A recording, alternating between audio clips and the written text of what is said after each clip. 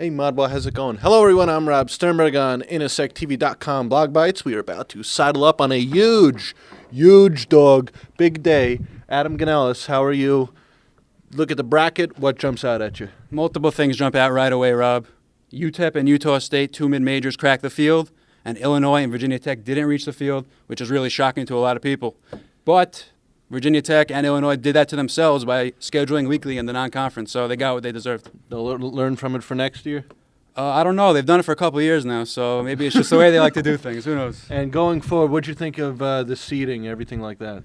Well, there are two seeds that really disturb me personally. Seeding Tennessee as a 6 seed with wins over two number 1 teams in the country this year, quality numbers, being seeded as 6 is really, they got job bad.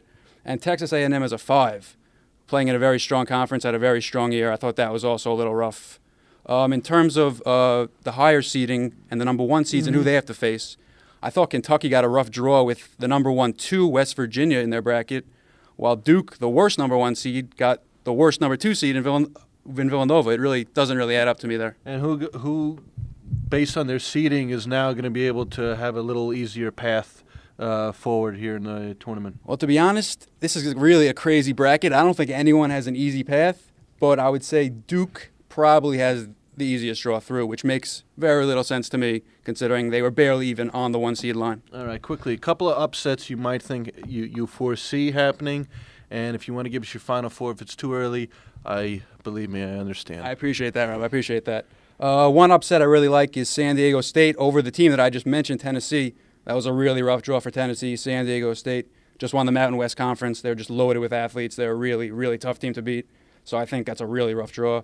Murray State as a 13 over Vanderbilt. I think they have a really good shot to knock off Vanderbilt, who always struggles come tournament time.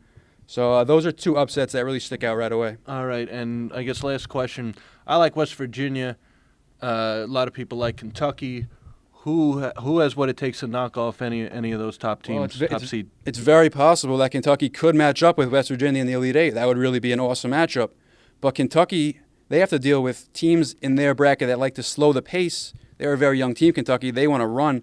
They could get aggravated by that. Teams like Temple, Wisconsin, they really grind out games. So Kentucky could be in for some sneak attacks, for sure. All right, we'll look forward to it all. We'll look forward to what you have to say on inasectv.com. Great blog. Adam Ganeles, I'm Rob Sternberg. This has been inasectv.com blog Bytes.